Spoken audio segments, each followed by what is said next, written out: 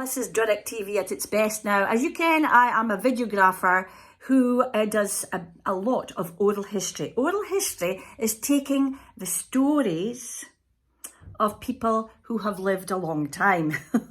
And they've got a lot of stories to tell. And this will be archived at a university for future reference. So it's really important. So today we're at the home of Mr. Jim Taylor, who is a retired farmer, and he's going to tell you all about his days of farming. I am a retired farmer, Cruden, Aberdeenshire. The photo I'm showing here is of my grandmother and the three of her family, plus my grandfather, who I was quite close to. And being a tailor by name and tailor by trade, he let me how to iron and sew on buttons before the age of 4 years of age. Mr. Taylor, now, could you just, a bit of the generation that you have come from, the year that you were born and how old you are now? Born on the 7th of July, 1926, 4 minutes to midnight, on a Saturday night, and I am now 94 years of age. Yes, Hugh Taylor was in the machine guns, the Enfield machine guns, which are water cooled, which could fire 2 miles in distance, and he was always quite safe behind the Allied lines. This was your uncle, Mr. Taylor? Yes. What war was that? 1914-18 war. About that photo. Yes. Johnny gave the butcher, but this is the son at Chucker's shop, going his usual rounds in the Cruden area, and my grandmother and the lady is, I think, a Summers. I'm not right sure, but that's a chicken shop. The chicken shop. Now, gosh, look at that old vehicle, John Gibb the butcher. Yes. That is tremendous. Having butcher's shop from the butcher shop in Cruden Bay, opposite the Kilmarnock Arms. Now, your grandfather ran the chicken shop. Yes. And he was a tailor. But He was a tailor yes, by trade. Tailor, yes. He was a tailor's business, making lots of suits for local farmers and other people, including the Bobby. Now we're on to your grandmother's side. Now, when that would have been way back in a long time ago. 1862. 1862. Yes. Tell us about your grandmother's era and this picture here, Mr. Taylor. My grandmother came of the Forbes family, who were boat builders and also captains of a good few sailing clippers, etc. But the original Forbes well used to be in the Tory area, and but unfortunately it disappeared. It could be somewhere in Aberdeen today. Gosh, so the name of the ship that your forefathers are building is the Natal Star. Natal Star. Yes. That is amazing. And being in the Royal Irish Gunners. Now. In Passchendaele. Right, who have we got in the photograph here, Mr. Taylor? Actually, My father, Alexander Pierce Forbes Taylor. He was quite a gentleman farmer, I would say. He was always nicely dressed and always wore a nice hat, never a bonnet in his head. And during the war, he was attached to a Northern Ireland battalion, seconded there because none of them were very good at reading and writing. He also did a lot of court martials, etc., etc. And he wasn't very fond of officers in brown leggings. So more about your father. More about Well, at Passchendaele, but before he reached there, he also took the charge of all the horses once they landed in France, because he was very good at surveying. He was the leading horse of the battalion and navigated, as you would call it today, to all the way to Passchendaele, where he was billeted and the trenches and all the rest of it, but mostly took charge of all the horses. now, because he was from farming stock, he was obviously well equipped with the horses. And do you think that's why he was given that role at Passchendaele, Mr. Taylor? I think it was just because he was nicely educated and could read and write. He was very good at writing letters and did this court martials, which he did a lot of. Can I ask you, Mr. Taylor, did your father survive the war?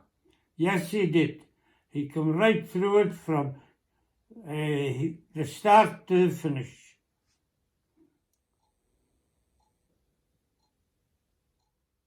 You know, Mr. Taylor, this is what this whole collecting of oral history is about, so that folk like your ancestors that went before you, so that it doesn't get forgotten about, that they do not get forgotten about. Mr. Taylor, we're going on to, I think you're talking about your mum who's in this photograph. Yes.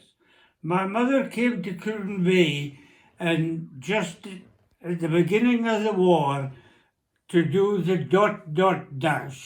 and otherwise that's the Morse code at the age of 14.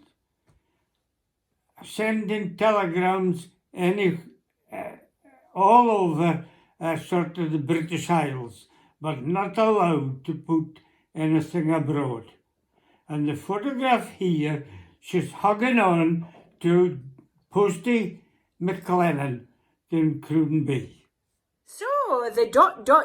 indeed was the Morse code. Yeah. And that was during the First World War. Well, I think we're so privileged, Mr. Taylor, to be able to record this sort of thing in the here and now with something like an iPhone, so that you indeed can speak on behalf of your mum and dad who, you know, are long gone, because there was no any device to capture their voice. We have got their image there. So I think this is why this oral history is really important. Well, folk that ken me through Doric TV will ken that I'm a farmer's daughter.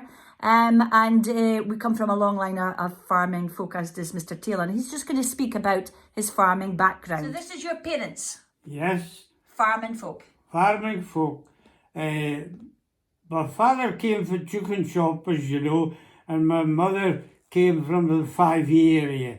Mother looked after poultry, and my father was very fond of sheep, and she had sheep and sheep. But mother was making more money in poultry than my father. So in 1930s, they decided to have more poultry because they had mother had £100 of profit and for that year. And that drove us into more poultry. This is Stoneyhill. Yes. Where I was born in 1926, but when father and mother came to Stoneyhill, during the valuations, some of the crop was so poor that it was only 100 weight or 2 an acre. And John Bell, the old auctioneer, said to my father that it would need a shower of rain and a sure of shite to make the crops grow. I see. Is that peat stacks that I see there in the picture, Mr. Taylor? Yes, there was a lot of peat which was taken out of the calf moss. And in the very, very cold winter sometimes, our father used to allow the staff as well to take peats if it was very cold. into the chamber. What's a chamber, Mr. Taylor? The chamber is the boat where the single men stayed. Who were working on the farm? Yes, working on the farm. In the photograph that I'm holding here, yeah, it's quite easy to see the two the doors into the byre, and just in the close as well, right at the back door, is the muck mitten, where they buried the muck, as you would say, for the byre out into the mitten. Yes, the pictures you have here is the horses at Stoneyhill, possibly. I did a lot of taking turnips from the field into the turnip sheaf in the winter time, but I never had a lot to do with the horse. During the hay and taking in the coals and something like that, and otherwise I wasn't a horse person at all. That's okay. I worked a pair of horses and did the ploughing and also the binding and the mower and the hay, and he was very good. A wee bit impatient sometimes if they didn't behave right. And this was your father? Your dad worked with the Yes, my father was very fond of his horses and looked after them very well. Because they were the workforce of the farm, the horse. Yes. What did Dad do at that time with the horse? He did most of the ploughing, and also as I said, with the binder, he did that in the harvest time, and also the cutting the hay with the mower.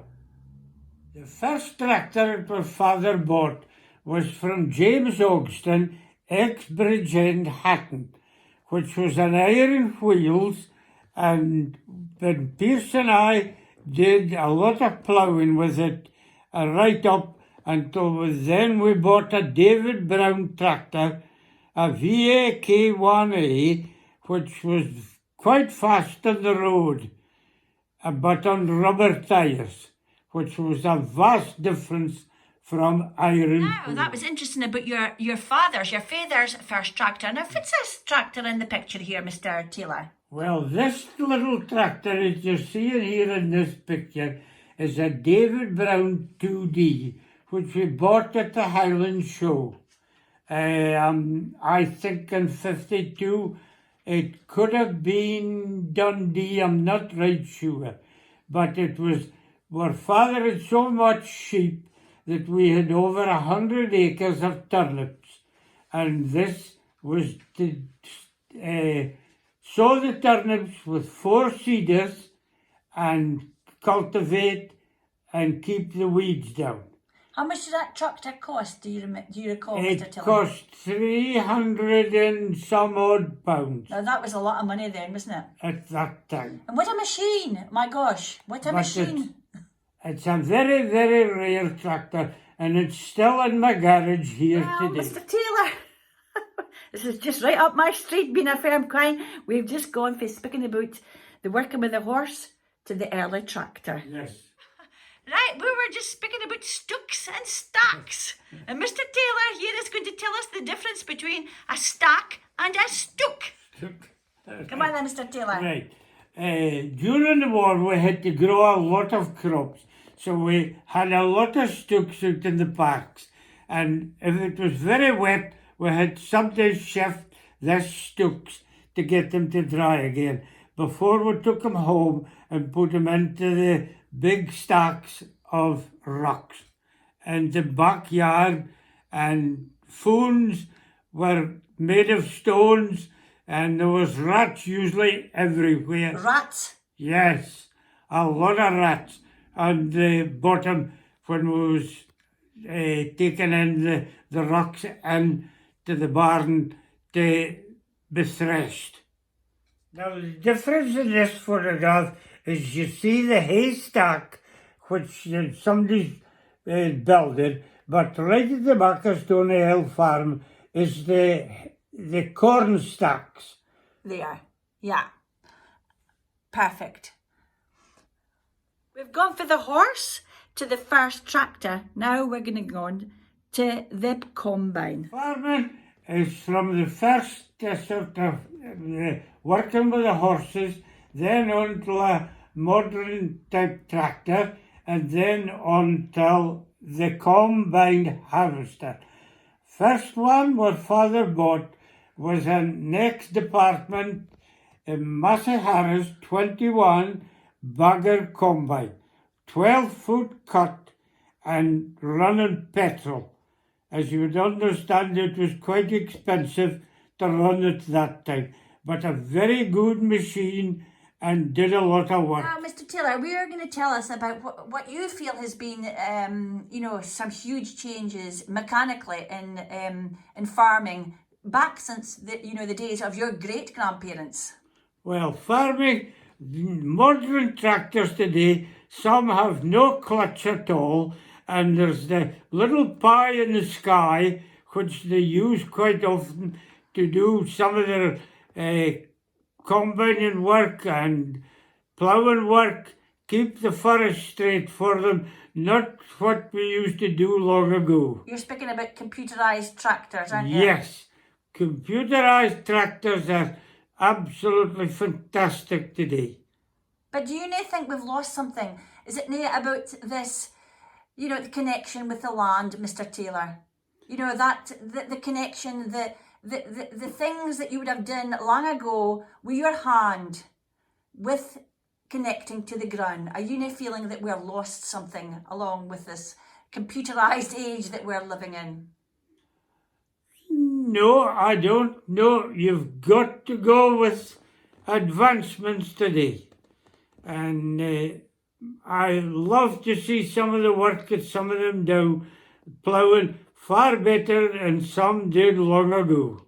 I probably am a bit of a romantic, Mr. Taylor, as when I think back on farming and the hands-on and the labour intensity of farming. When you looked about, the countryside, and there was numerous crafts, ferums, little butts and bends, and it was highly populated. And I think that's really I feel is maybe sad today that we're missing in the countryside. Farming is just a way of life. We are born and bred into it, and we make a fantastic job to feed this world today. Looking away back at farming long ago, they slaved a lot and worked very hard, and they fed the land as best they could. The buildings weren't suitable for a lot of cattle at that time, but they fed them quite well, and some farms did better than others. But today it's muck and more muck to keep the land very fertile. Perfect. Farming is so important today. It feeds the country and the world. Oh my, this is so interesting, Mr. Taylor. Now this is history here. Tell us about this, Mr. Taylor. Yes, this is my grandfather's first calendar he put out to his clients or folk that came to the shop, and it shows the date on it, 1901.